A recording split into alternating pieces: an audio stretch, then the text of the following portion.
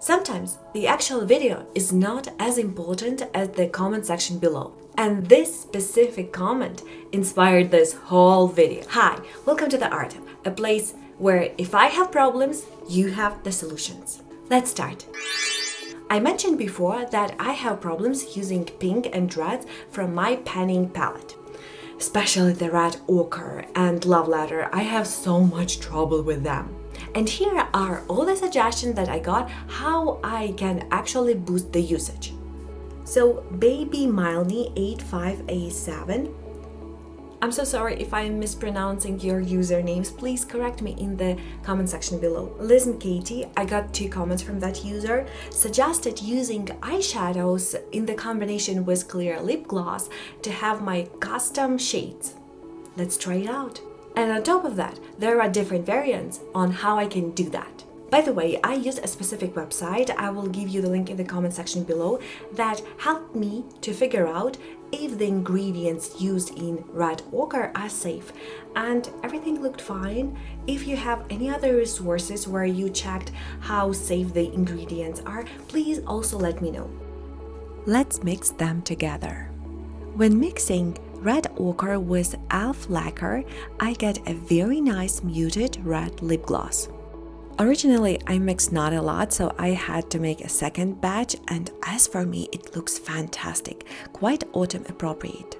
Now when I put a little bit of eyeshadow on top, I will get a semi-matte finish, which I will definitely wear in winter. Let's spice things up and add a little bit of sparkle. Unfortunately, the camera cannot catch it, but in real life, it's super shiny and glossy. Even though I'm wearing a different lipstick, the idea is the same. In the video I showed you, I had a mixture of red ochre, mural, and e.l.f. lip gloss. Here I have the combination of Love Letter lip gloss from e.l.f. and Drinking from Clionadh. So I really enjoyed it, especially since I remember that Clionadh shadows are also meant, some of them, are meant to be used on lips. So sky is your limit to create different lip glosses. One more suggestions on how to use pinks come from Fly On Education, we chat a lot in the comments. And I was advised to use pinks as blush or as a nail polish. If I apply it straight from the pan, it gets pigmented super fast and you can get intense color in one place. But after getting the brush into powder, it kind of diluted the pigment, especially if it's luminous powder, and application gets super smooth. One more dip to fix the other side.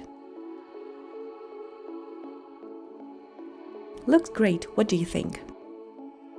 Regarding nail polish, I do see how it helps to use up those eyeshadows, but I tried to follow all the tutorials where you put the kind of nail polish on your nails, then wait it to semi-dry, then pat the eyeshadows on top of that, and then you get the clear coating, but it didn't work for me. I don't know how I was messing that thing, but my nails didn't look nice after that. So instead, I went extremely old school. I just took out a plastic sheet, poured a little bit of my nail polish, scraped a little bit of Love Letter, mixed it out with my toothpick, and then with the brush applied it on my nails. And this is how, unfortunately, it works for me. I have a slightly abundance of eye pencil, and according to Lauren J, this is how I can use them. I can try to put it in my inner corner, try to put it in my outer corner as a soft wing, try to do accents with them to match the outfits, and try to use it on my bottom lash line. Let's see if it works. Within the collection that I have, it works great with the softer pencils. At first, when I was doing it with the brush, it was a little bit messy.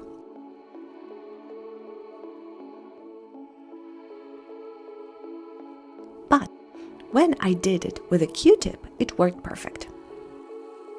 Thank you so much for that piece of advice. Some of my eye pencils are a little bit too dark to be accents, but they are perfect to do this kind of soft wing half eyeliner. I Actually, this piece of advice inspired me to try to do a challenge of 30 days with 30 colorful wings. Of course, using my pencils. Would you join me in that? So, Zusami20 likes to use a red eyeshadow as a liner, then pair it with a sparkly shade all over the lid, and then add red lipstick. Let's try it. It definitely looks fantastic. Thanks for a tip. And this one is the comment that I mentioned before, which inspired me to do this whole video. It's literally gold, free gold. It's so good. I'm gonna read it out for you all so you can understand why it is so great. So you asked for suggestions on using red. First, mix with other colors. I don't mean that you mix them like paint to make a new color, although you can do that.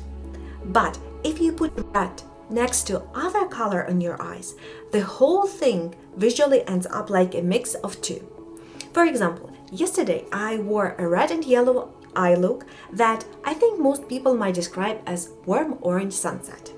I didn't put any orange on my eye, but where the yellow and red blended, it made a beautiful gray. Due to the red and blue, red and brown, red and pink. Red and pink. Another tip I have for wearing red is to go bold. If you're scared of red, so you only put down a light wash, that's when it can look like a rush rather than eyeshadow.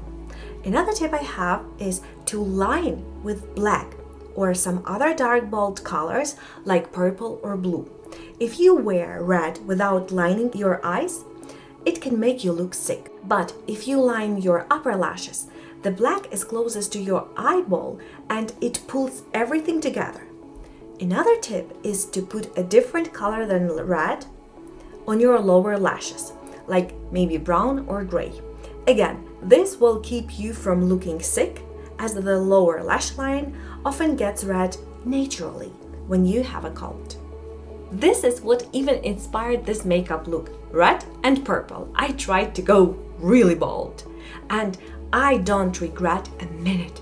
This is why this whole channel was partially created, in order to help with makeup. I know that a lot of makeup gurus tell that no one is watching, or less people are watching tutorials, but even I, who has been watching YouTube, I think for at least 10 years, still struggle with my eye makeup. And having someone spending their time to give such an in-depth piece of advice it's priceless, and I really appreciate that. Thank you so much. Thank you so much for instead of telling me how bad I am at makeup or that I'm doing something wrong, just genuinely helping me and giving me a very good, solid piece of advice. You can't imagine how important it is for me. Thank you once again. Now let's proceed. I still have some very good suggestions I would like to share with you. So the next piece of advice is Adventures in Quillville. So sorry if I mispronounced that. Suggested adding black to your other shades to get a deeper color. I actually try doing that, and that is a very good suggestion. The only thing is I would just slightly tweak it. Make sure that whenever you add darker shade to the other shade to make the other one darker, both shades have similar undertones. For example, in my ABH Modern Renaissance, I have Cypress Umber, and it has slightly reddish undertone. So whenever I add it to my red ochre, it definitely darkens the red ochre down. But I once tried adding it to something green and it didn't work. That was a mess. So make sure that your mixing eyeshadows are of the same undertones. The next one we have Danish Pink 2600. Mixing red and brownish on the crease makes the brown look warmer, and I know, and you mentioned that you love it. I actually did it when I was trying to follow Natasha Denona tutorials, because somehow I managed to declutter a lot of warm browns. And usually I do not like warm browns on me, but If I add just bronzer and golden highlighter, no blush, and kind of brownish or tony brown lipstick, it looks very good. And I will try to wear this look more often in summer. Thanks for reminding me about that. Jean Vermeers 9528 suggested use those dark browns as a powder eyeliner or a brown powder or a contour.